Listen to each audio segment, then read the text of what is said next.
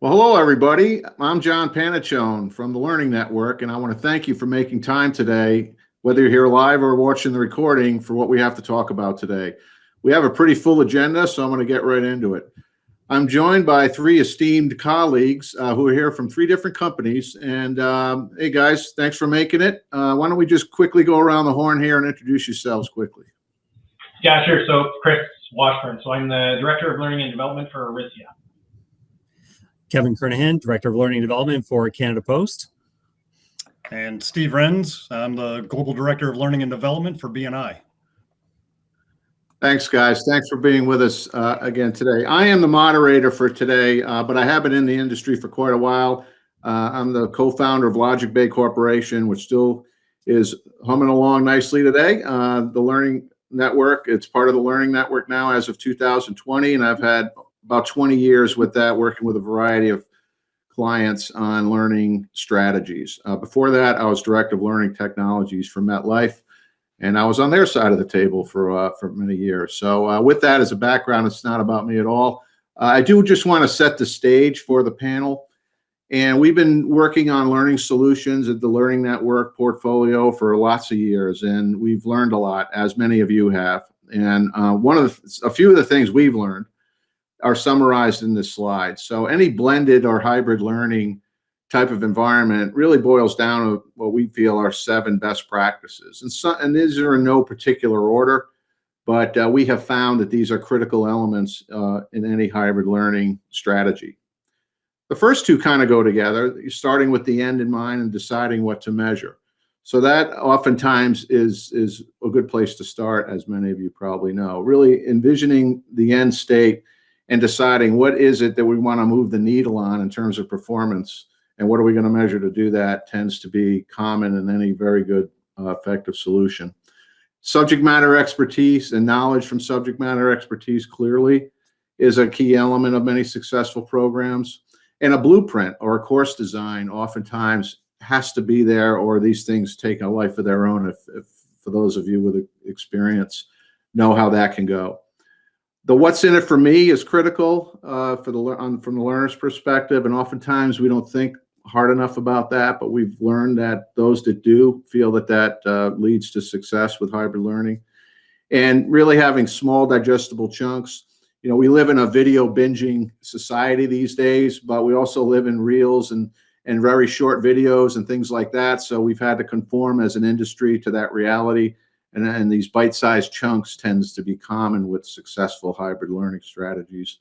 And finally, we learn by doing. So having simulations and getting, as close to reality as possible with learning experiences tends to be common and effective hybrid learning solutions. So this is just our 2 cents from the Learning Network on what we see in effective hybrid learning strategies.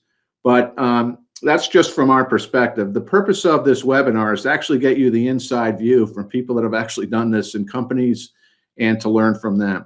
So without any further ado, I'm going to turn it over to our first panelist to kind of give you a summary of his experience. I'm going to turn it over to our first panelist, Chris Washburn. Chris, over to you. Yeah, perfect. Thanks, John. I appreciate it. And thanks, everybody, for taking the time and being here. So a little bit of background on me. I've been in learning and development for about 15 years now. I started my career as an operator in supply chain logistics. While I was in supply chain logistics as an operator, I was also going to school for adult learning and instructional design, and then made my transition over to learning and development, and really spent the rest of my time there. So large-scale initiatives, implementations, major, minor projects on behalf of organizations. I'm relatively new to Aritzia, so it's a great opportunity for me, and really to get into the example I wanted to talk through today is in my short time with Aritzia, one of my first targets, one of the biggest mandates that I wanted to try and create lift around right away was in that new hire onboarding experience for associates. So functional training in supply chain for distribution center employees. And so for me, new hire onboarding is one of the most critical touch points in learning and development. It's where we make our first impression. It's where the employees get to know us as an organization. If you're going to start to build culture, transfer culture, if you're going to start to build habits in your employees, new hire onboarding is the place where you set that foundation. So really wanted to create a target and focus into new hire onboarding for distribution centers. So Aritzia is in an interesting place in terms of growth and expansion. So building for scale is also something that needed to be a point of focus in this. So how do we train at multiple locations? How do we enable technology and use technology to help that transfer of knowledge? And how do we align with the business needs in terms of that scale that's required? So hybrid learning was really a no-brainer or a go-to for me when it came to reimagining that new hire onboarding component for our associate levels. I like to think of hybrid learning in sort of that 70-20-10 or education, exposure, and experience. I like to use an analogy, which is around, to be a surgeon, you don't just show up at a hospital and start doing surgeries and then you're deemed competent as a surgeon. That's very exposure experience based, but we need to preload with some sort of knowledge. This is why we go to school. This is why school exists. And even though from a theory perspective, it's only worth 10% of our foundational knowledge in deeming competency, it's still the foundation that we do need to set. So one of the ways that I enabled hybrid learning through new hire onboarding is that that education component of new hire onboarding, where we educate and transfer some of that theory, culture, knowledge, can be done both virtually and in person using synchronous learning. So really a couple of things there that are pretty key and key features of that program are a fully integrated technology platform that assists both the facilitator and the learner from a synchronous perspective. So you have learners in the classroom, but you also have learners joining virtually. You want to create that same experience. You want the learner in the classroom to have hopefully the same experience, the same level of competency as a theory output as the person who's in the classroom, but done virtually. So a fully integrated platform with your learning management system is super important. So that was one thing I needed to accomplish. Blended learning design. So even though it's hybrid and synchronous and you have learners virtual and in the classroom, a blended approach really for those education components. When we want to think about the 4 levels of learning evaluation, we want to think about how do we transfer and deem competency across all 4 of those levels, but from a virtual and in-person perspective. So a blended learning approach is really key to that. So that is a key feature, and we use experiential learning as a component of that. So gamification, building a game, having it serve both virtual and in-person learners. Detailed facilitator guides and formal trainer upskilling. So, being a professional facilitator in a classroom, it's a lot different than having to manage a virtual component of your learner group who's not in the room. So maybe in our experiences, maybe you've had this happen before where you have a boardroom full of people and you're leading a meeting and you forget that there are 5 people on the phone, so they don't get to participate as actively in the call. And they just sit there very quietly, right? Are we creating the same experience for our learners both virtually and in person? So enabling the facilitators to manage that expectation and manage that classroom appropriately, it's super handy. So making sure that you have all the right content, collateral, and upskilling for your facilitators to be able to handle that expectation, pretty key. And then IT integration. Listen, integrating any IT platform for any department is always an experience for us in learning and development. It's also something that needs attention. So one of the best practices on the previous slide that John had shared was around look for your partners, look for those integration partners when you're trying to do something like an IT integration. And for me, it was integration of IT help desk for technical support on demand. Our virtual learners are going to have problems. We want to make sure that we tackle those. Some key outcomes of this for me is that who will train piece. So where my facilitator is located becomes less of the question. When we build for scale, if I have multiple buildings across the country in the US, globally, and I have a facilitator who has a need, let's say in Toronto, Ontario, right? And there's a classroom that we can have in person in Toronto, Ontario. We can have people join virtually from Vancouver, where I'm based in British Columbia, as long as the time difference isn't going to be an issue. Why couldn't they do that? Why couldn't we create that same experience? And why is it important that we have a physical location specifically if we have a virtual platform as an offering that creates the same outcomes? And so I think that becomes less of an obstacle and really helps the business build for scale.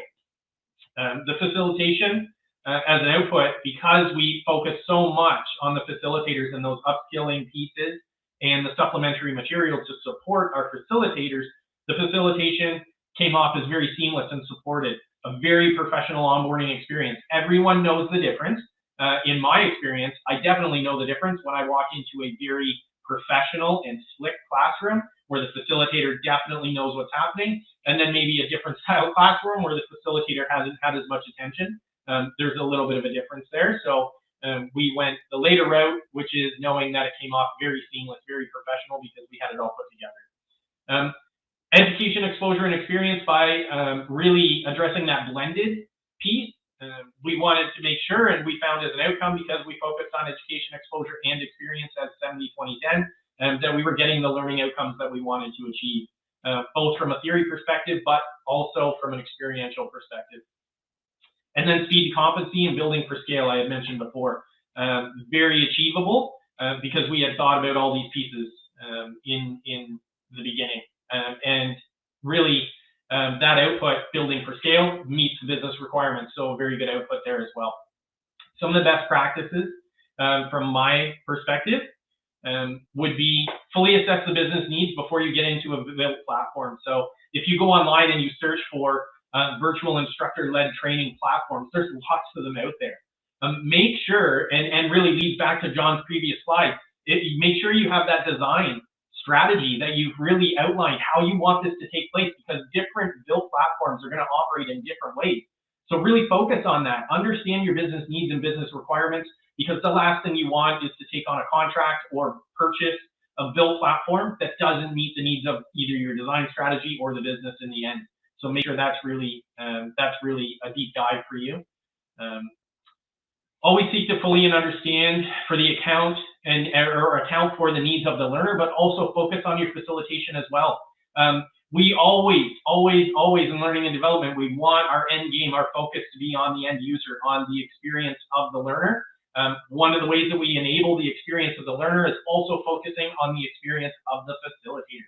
Make sure that they have the tools that they need, they understand what they're getting into, and you get that seamless professional outcome. Again, technology integration is tough. Look for your partners, right? If you work in an organization where IT exists, engage IT, engage your partners, engage change management. Really get everyone involved from a partnership perspective, because that seamless approach and implementation is going to come through collaboration. Look for external partners. If you don't have that internal or that internal information that you need to gather, look externally. I've had great partnerships with TLN and different organizations involved with TLN, ICOM Productions as an example. Go to your external resources, look for information from them, help gather that, and make sure that you're taking into consideration all the technology needs from an integration perspective. Cover that education, exposure, and experience. So blended learning can be a component of hybrid learning. And so you are addressing it from a hybrid perspective, but you can have blended components that help reach that education, exposure, and experience outcome for 100% competency at the end of the day. And then be innovative in your thought. What's your ideal state for your learners, facilitators, both from an objectives perspective and from business goals perspective. Think outside of the box. What's your blue sky? What would you love that ideal state to be? And then work back from there. How do you achieve it? You can do some pretty innovative and creative things if you think about what your ideal state is as a part of that process. John, back to you. Hopefully that covers my part. Chris, that was awesome. And I've got lots of questions for you personally, but I don't want to hog the airwaves here. I really like your comments, particularly on the importance of facilitator preparation, but also that interesting comments you made about help desk support for your learners. Hopefully we have time to go back to those points. That was really good stuff and appreciate it. So let me go to our next panelist, Kevin. So Kevin, over to you. Thanks a lot, John, and I appreciate that. That's actually a great segue. Chris, really loved hearing about that example and the experiences you've had with your hybrid learning activities at Aritzia. I think that's a challenge that a lot of organizations faced, and there was definitely those issues that were faced as we were doing our conversion and the rapid change that had to take place at Canada Post. I'm going to focus our experience with a completely different example, but it still has a lot of the same themes, that we've seen come up in Chris's example and some of the key bullets that John brought up. So we actually have lots of challenges at Canada Post in working with our audiences. We have lots of different stakeholders. We have lots of different needs and wants inside the organization, but a lot of it is around making sure that employees have excellent experiences, and also considering that it's not just the individual target audience that's important to us, it's how can we provide excellent employee experiences for other non-essential audiences. So we actually worked on a program with one of our great partners, ICOM, a few years ago, but it holds true today. And it really was about changing the experience for the target audience on creating basically a hybrid learning space for them. Now, when we open a new plant or a new facility, I mean, there's construction that takes place, but everyone is so curious. They want to know what's going on. They want to know what's happening. They want to know what the new technology is. There's such a curiosity and interest because change in our business is essential for us to stay competitive. Now, with us at Canada Post, we usually move those plants into new facilities. They're not necessarily right beside existing spaces. And a lot of the times it's very difficult for people to know what their movement is going to look like when they're actually transitioning into these new facilities. And we can't be running tours while construction is going on. It's an impossible opportunity. What we wanted to do from a hybrid perspective when we were looking at the opening of a new facility a short while back is we wanted to explore the opportunity to, through curiosity, pre-educate our audiences that were going to be going to work in that space with a sort of an exploratory space. And we look at the 7th bullet that John brought up. We talked about experiential learning. Well, what better way to have an experiential event than to actually explore through a Google Street View of what that facility looks like. So we worked hand in hand with our subject matter experts, with our developers, with our teams, and also with our target audiences and our instructors to figure out how we could respect everyone's wants and needs and still provide something that was going to be a lot of fun to walk through and give people sort of a preview of what they might expect if they chose to go work in that space. Now, the activities started long before the plant was ready to go live. There was a lot of activities. We went on site with the instructors. We talked about their wants and their needs because obviously there was concerns about instructors being replaced, and we don't do that at Canada Post. We want to integrate our instructors. They're strong for us. And we asked them what would be a great solution to promote a high level of positivity and have that excellent employee experience.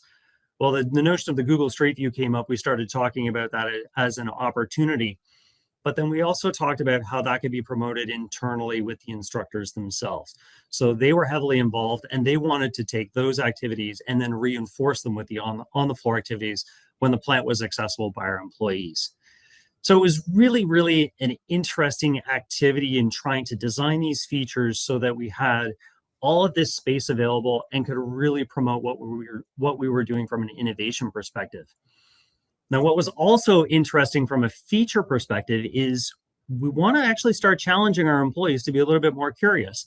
I think that this experience of a digital space, I've been involved in digital learning content development since 1997. So working around e-learning is second nature for me. I don't need an instruction book on how to do anything. But at the same time, we want to make sure that we're maturing our model in Canada Post so that we have an audience that feels comfortable in these spaces and gets that what's in it for me out of it for them.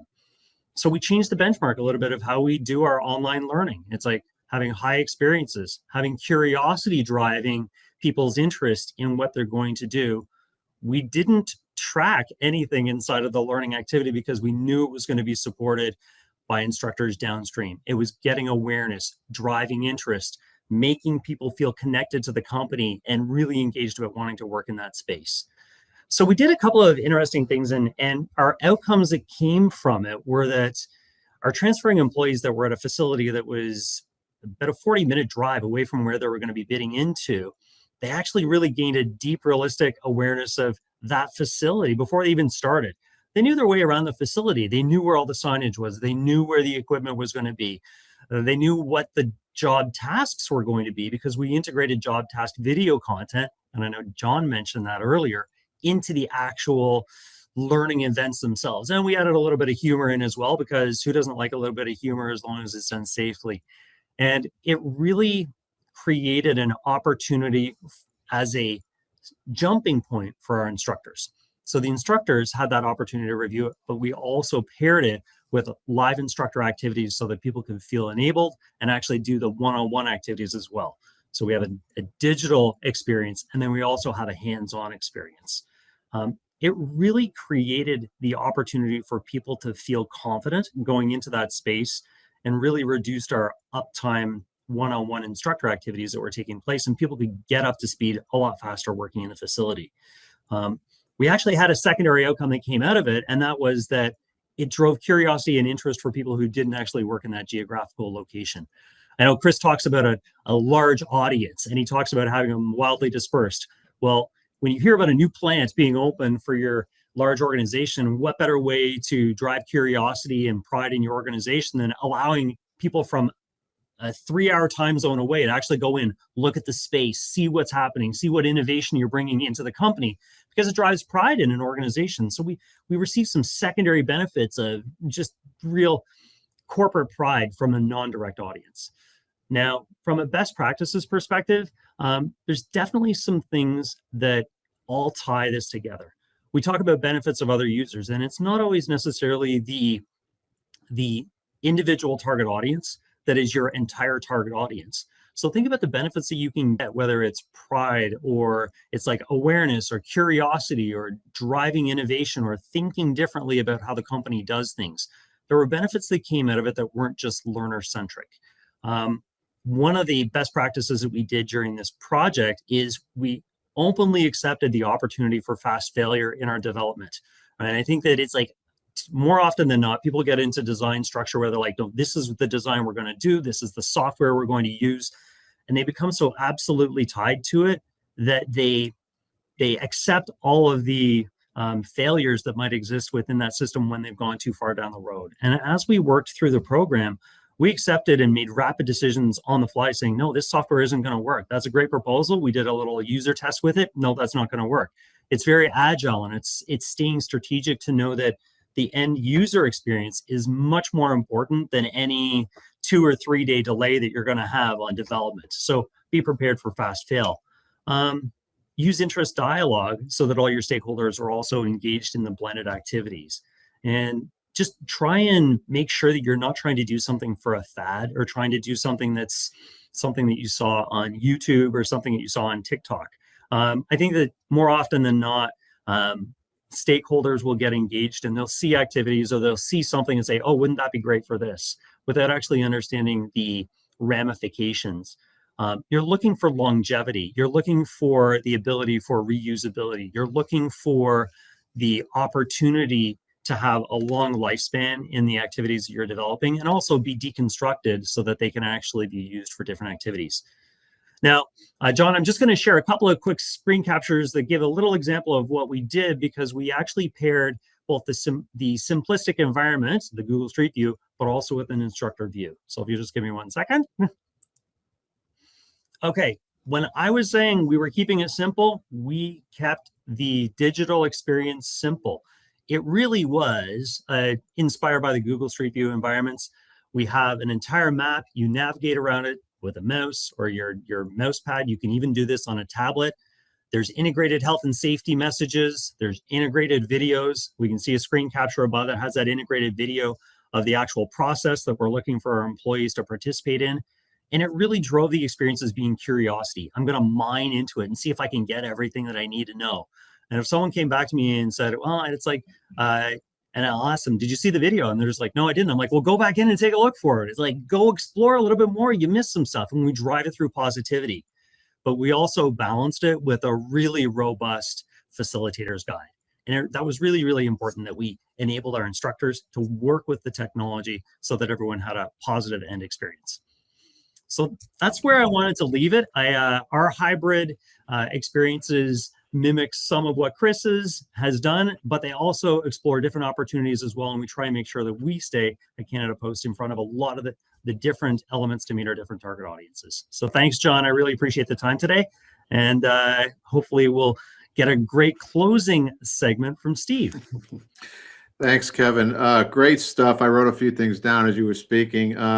Like Chris did, you focused a lot on preparing the facilitators or instructors, and it's kind of interesting that you both feel strongly about that, because we know how important that is, but oftentimes we don't talk about that enough, right? And your choice of words, a jumping point for instructors and digital hands-on. I want to get back to that if we have time. I think that's good stuff, and you were onto some really good stuff there. So I want to thank you for your comments and sharing your experiences. Excellent. All right, Steve. Now, there's a reason you're third, because when you're last, you got to top the people that came before you. But you're the one with the PhD, so we saved you for last. So you must be smart. So the floor is yours, my friend. I hear that often, and all the PhD taught me was how dumb I really am compared to other people. So I certainly can't top Chris and Kevin, but maybe I can augment some of the things that they said. So I'm Dr. Steve Renz. I'm the Global Director of Learning and Development for BNI. For those of you who don't know BNI, it is the world's largest referral networking organization. We've got about 300,000 members in about 76 different countries right now. Some of the challenges we deal with, on the training and the education side, one is obviously time zone issues. We deal with translation issues. We deal with cultural issues. We deal with all these things. So it gets very complex when we look at training and education. So we deal with a lot of things. I'm sure Chris and Kevin, you probably deal with this. But one of the things that we really look at for our members is creating value and utilizing training and education to do just that. Some of the features we have incorporated, and I've been in this role as a global director since July. But I have a pretty strong background in defense contracting and working with different government organizations to include the UN and NATO in designing and developing instructional design systems, incorporating IMI, CBT, the interactive multimedia instruction, computer-based training for those entities. So one of the big things that we're bringing to the table, is the hybrid and the blended approaches in the instructional system design process. And it really starts in the planning and the prioritizing, but then it gets into the analysis side as well, as we really looked at the tasks and requirements of the end user. And I think John hit on this, and then Kevin and Chris did also. It all begins with the end user in mind and what the goals and the objectives are. And with that, we can help, design and develop the training to meet their skills, their concepts, the proficiency, and the conditions for performance. And that helps us to include that into the instructional blueprint. And we utilize that to guide the development, the delivery, and the evaluation of the training that's being conducted. One of the other things that we've been pretty successful in is incorporating this in conjunction with the other departments, with our IT folks, with our vendor support, those that support us in some of the translation issues, with our learning management system as well, bringing all these elements aboard, even to include our marketing department to help push some of the trainings. So we really utilize a collaborative approach in our educational systems, and particularly with the hybrid and the blended learning designs. And it's, one of the things that Chris and Kevin and John talked about was really incorporating these innovative strategies. The pandemic, for all the negatives, one of the things that BNI was largely an instructor-led organization. Our members would go to trainings, physically have an instructor-led session on these, and it forced us to really become innovative and utilize some of these new platforms and some of these new techniques. We deal with adult learners and primarily entrepreneurs. So we have to incorporate that into our trainings as well. So it's a lot of the experiential learning, utilizing a lot of mentoring, a lot of coaching and consultation that we incorporate into the hybrid techniques. I think Kevin and Chris both touched on this. It's creating that shared experience between the facilitator and the learner, where we both learn together as we grow and develop. And I think that's a really, part of that androgynous approach, especially when we look at adult learners and entrepreneurial learners, is they're facilitating their need to know. And we understand that adult learners, they're largely self-directed, but they're also problem-oriented. And we utilize the hybrid design to address those problems and then provide those solutions that they're looking for, but do that in a collaborative manner. And then create those outcomes oriented and value providing trainings to them. The other thing with the hybrid learning that we've incorporated is, providing these continuous learning opportunities, where, just like John talked about, is providing trainings in chunks for an entrepreneur or an adult learner to try to sit through, a 6 hour, an 8 hour, a 2 week session. Sometimes that's not feasible, and the results aren't what you would expect or anticipate. So by providing these continuous learning opportunities, a progressive approach toward learning, the hybrid environment really creates that opportunity. And we use that to help our members and our employees to achieve their goals and their objectives, and then link their individual development with the organizational development and performance as well. And then we also use it to foster inquiry and dialogue for, not only for individual improvement, but for organizational improvement. And I think one of the things we really looked at, and one of the things I tried to bring to our organization in looking at the hybrid and the blended methodologies is, the old school I thought was training needs to be educational and informational. And I would argue that training needs to be inspirational, and that training should inspire others to act and to take the lessons learned and incorporate them to help them achieve their goals. And the other thing, Kevin hit on it, was the simplification aspect of training, which I think is so important. Training can become, and we've all probably been there, where we've sat through these trainings and they were so complex that they never got executed, at least in the manner that we wanted to. But simplifying a lot of these processes and the trainings help make it more digestible and easier for our end users to incorporate. So I think that's all I have. I guess if we looked at some of the best practices, is utilizing a collaborative approach.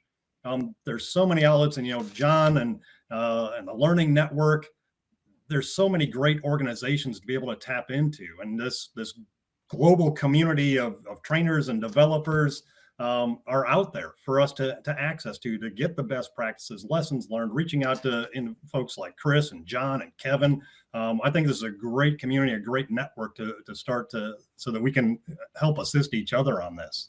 Other best practice I would say, is really the outcome oriented. What is it we want our learners to achieve? What are their goals? What are their objectives? And then utilizing the system, whether it's hybrid or blended learning, to help them achieve whatever their objectives are. Providing that easy access to our learners, and then utilizing data to identify those training opportunities. It's one of the things that I work with a lot of our statisticians, and looking at information, not only quantitatively, but qualitatively, to identify problems, but then to help us identify those opportunities for training that can help solve those. So with that, John, I'll turn it over to you. Great stuff, Kevin. Thank you very much. I think you at least met the bar of the other two, so you met the challenge. I like what you said. I put quotes down when I listen to people like you guys, and you said foster inquiry and dialogue. I thought that was pretty interesting. I'd like to maybe come back to that quote. And training should inspire others to act. That's well said, and good nuggets there. So I appreciate you guys sharing your experiences. And for those of you that are hearing these words or watching live today, as you can see, three different companies, on one hand, three different approaches to hybrid learning. On the other, some common themes. And I'd like to go back to those themes if we have time. We did have a question come in that you can see there. Says, I'll read it. For Kevin, I love the idea of user testing to better understand the learner's experience prior to large-scale rollout. How did you measure outcomes from user testing? Was it strictly feedback-based, or did you use specific data points to understand outcomes? Any thoughts on that, Kevin?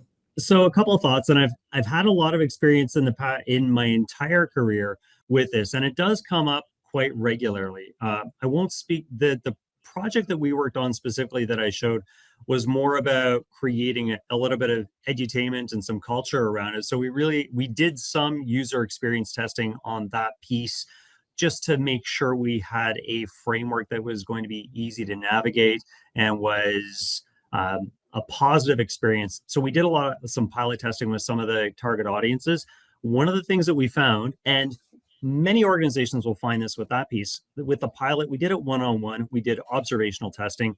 Our younger audiences or our technology savvy audiences take to this sort of activity like no tomorrow. They're right on top of it. They're very curious. They're very involved in like, oh, if I didn't do that, maybe I'll try this. And they're very open to change. With a more mature audience that doesn't necessarily have a high access to technology or high confidence level in technology, we noticed a different trend, and that was having difficulty unlocking their inner kindergarten state.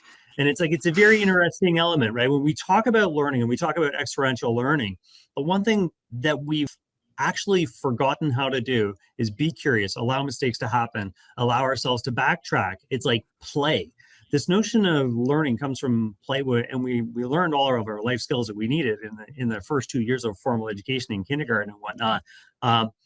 And teaching people to start thinking like that again it's a bit of a reprogram activity, because when we were in adults, it was a very structured program and how training took place. So we had to do some little tweaking around that. With some of other activities where we ran pilots on digital programs, we would actually follow a much more rigorous assessment. The data was gathered manually, but it really was around how long did it take a learner to navigate a page? How long did they take to find the instruction text? Did they clearly acknowledge the instruction text? And we would run user testing at a pilot. And sometimes a pilot doesn't necessarily need to be the whole program. And this is the other, be prepared for fast change or fast fail.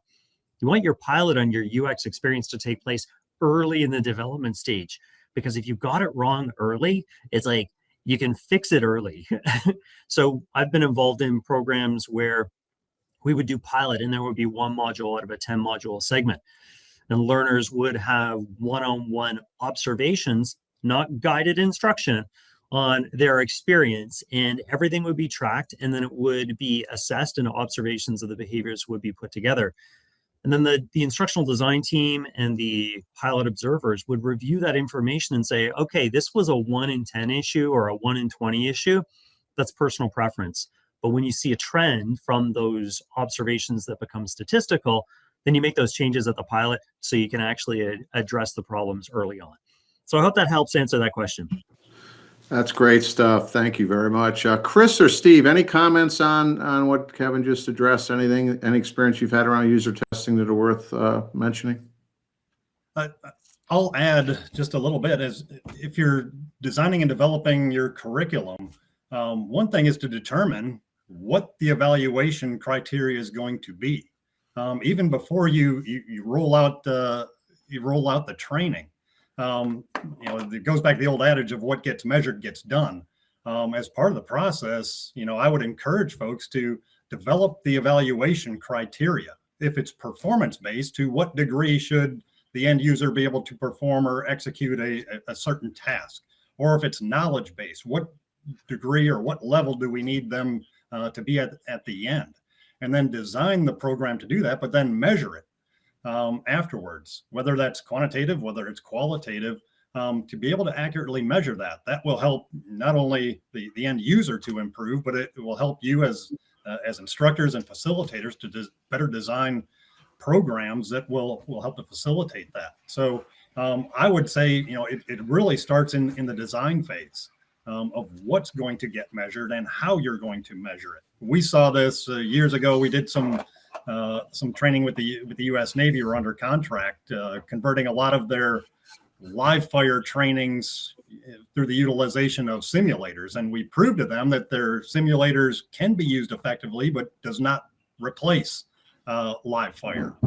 So, but we were able to incorporate that and then prove that through the use of simulators and hybrid methodology that we can actually improve proficiency in weapons handling, weapon safety, and even their proficiency to hit targets. So it's really having that end goal in mind and then design the evaluation criteria around that. Excellent. Great example, Steve. Thank you. Chris, anything to add?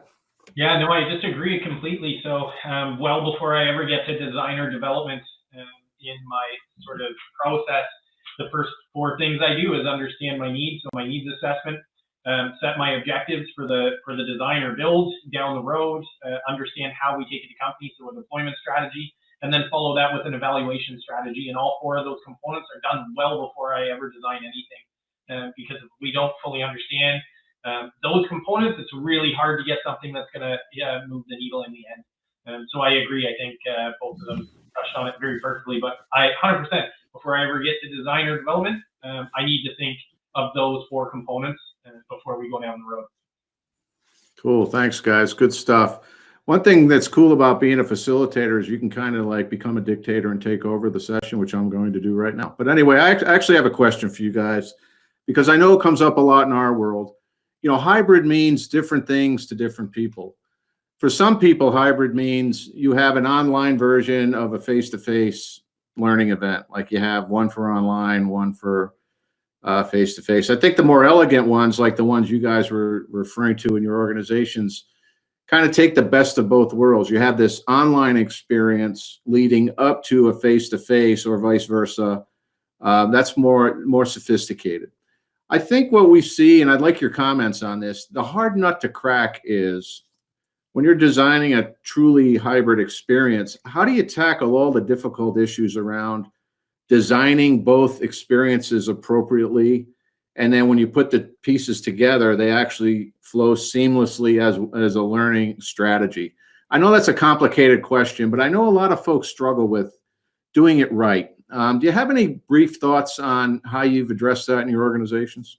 Well, let's start with you, Kevin, just to pick on somebody.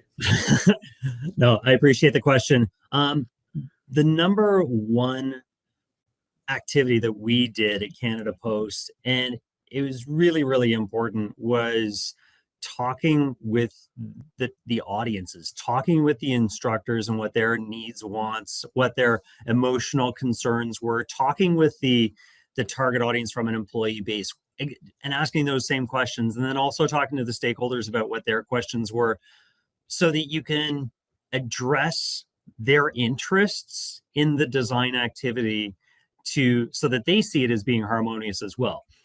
What I see as being harmonious might not necessarily be harmonious for someone who is receiving it either as a participant or as the instructor that's leading to this change activity that's taking place. And you want to really engage those stakeholders to make sure that whatever solution design to meet your business objectives that's created really fits across the board.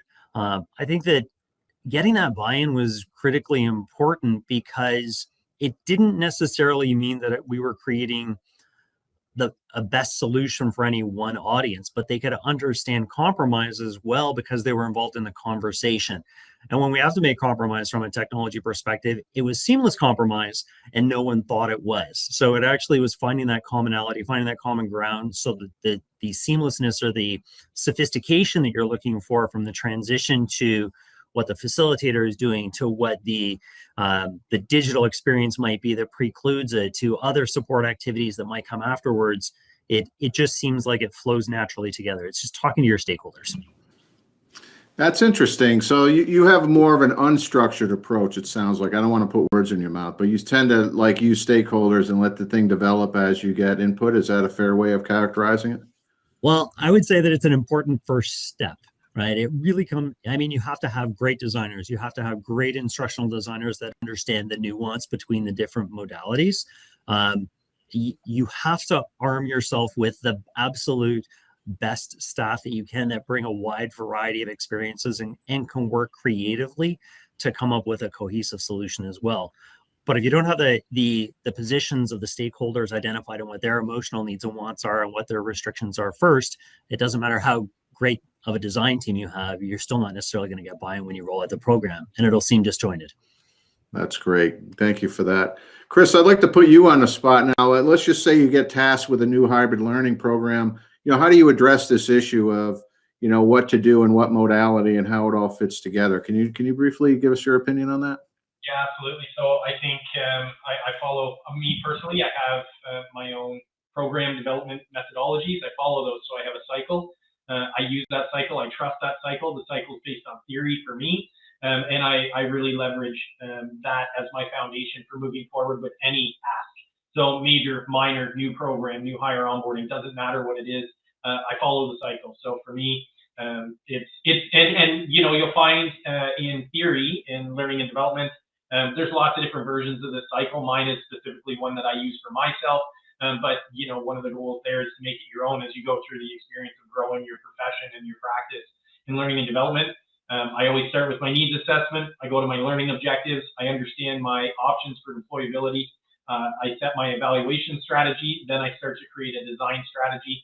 After I have all of those components, only then do I go to development.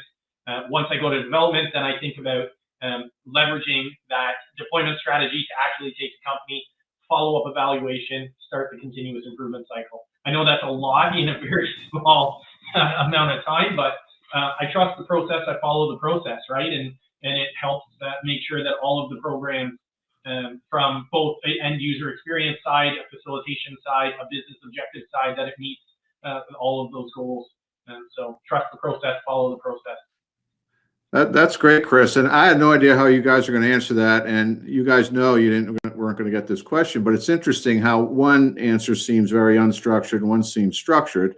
And there's no right answer or wrong answer. It's just interesting how different organizations approach things differently. And, just, I guess the message in that is there is no true cookbook on how to do this across every organization, but different situations warrant different approaches. So with that, Steve, best for last, I guess I can say, because I shot you down earlier. What do you have to say about the topic? This is neither best nor last, but I have to agree with Kevin and Chris on this. In some cases, we take on a more structured approach, and some it's very unstructured, and a lot of it's informal. But I think Kevin hit the nail on the head. It's really analyzing the audience is where everything really begins. We plan and prioritize, and then it goes into the analysis of who the audience is. And we have to, we take into consideration the demographics, the culture, but also the competencies, and then the different learning styles. And it's really engaging with them. And, if you look at a systems design approach, which we use, is bringing the end user in to start that dialogue of what's the best way that we're going to get this content out or this information out that you're going to be able to use effectively. In our organization, we deal with it could be an IT expert in Taiwan, all the way to a 68-year-old plumber in Missouri that barely knows how to use a flip phone. So, but they all need the same type of same education, same training, and things like that to accomplish their objectives. So it's designing, the curriculum and the methodology that's going to help them achieve their goals. And whether that's online, whether it's in person, most of our trainings that we develop can be done in a blended environment, whether it's instructor-led, whether it's in an online environment, some type of hybrid or blended system. We develop it all because we really want to make sure that the end user has access to it and that they can utilize it. So, and it's a little bit like Chris, we follow up a process. We use the PADI-M process. I'm sure a lot of people are familiar with that. But then a lot of times it's just informal, especially on emergent requirements where people are going to need something very quickly. And we can roll it out as fast as possible. And it doesn't really follow a systematic design. Yeah, that's awesome. Well, thanks, guys, for sharing your insights. We like to pride ourselves at the Learning Network as, our clients are the smartest people in the room all the time. And what we get to experience is we get to learn from each of our clients, as well as share some things we've learned from other clients with our clients. And it's fun to be in that vortex of what everybody's learning.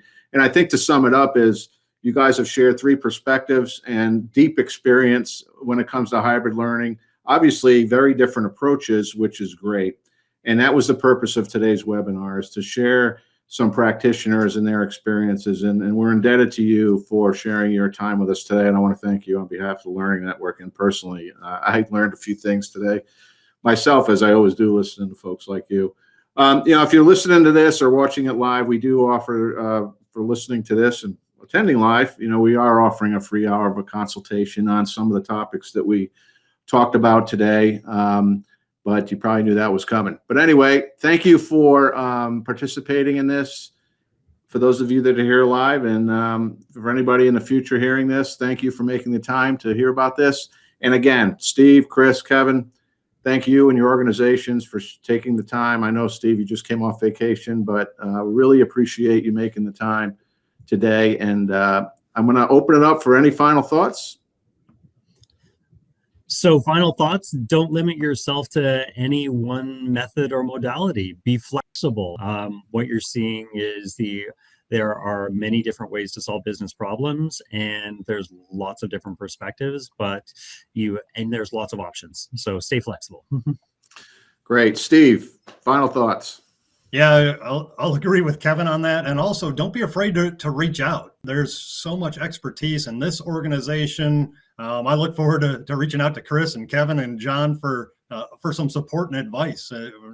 When I experience problems or issues, I go to the other experts on these things. So don't be afraid to reach out to others. And I just want to thank John for putting this together. This is a great opportunity. I've learned a lot. I took 2 pages of notes on everything that John and Kevin and Chris shared as well, so that I'll be working on. Thanks, Steve. And all right, last but not least, Chris, because I know you made a face when I said that, but Chris, you have the stage. You get to shut it down. Go ahead, Chris. No, just enjoy the ride. Learning and development can be super exciting. Aligned with Kevin and Steve's comments, right? If you want it to be, it can be. And so think about that ideal state. Think about that innovation. Big picture thinking. It doesn't have to be what's happened before, and the only way we introduce new things to an organization is to think about those new things and explore those ideas. So 100% aligned. Just stay open-minded and enjoy the ride. Well, again, thank you very much, and thanks for attending today, and have a great day.